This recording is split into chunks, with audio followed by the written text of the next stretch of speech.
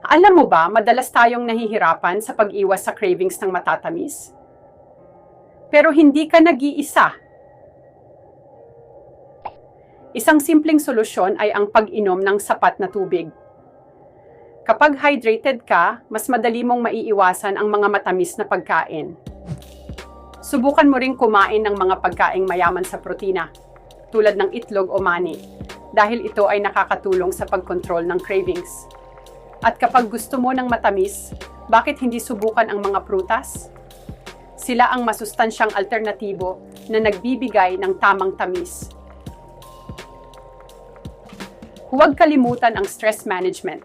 Ang pag-ehersisyo o meditation ay hindi lang nakakatanggal ng stress, kundi nakakatulong din sa pag-regulate ng iyong cravings. Simulan na ang mas masustansyang pamumuhay ngayon. Pumili ng mga pagkaing makabubuti sa iyong katawan at isip. Kaya mo to.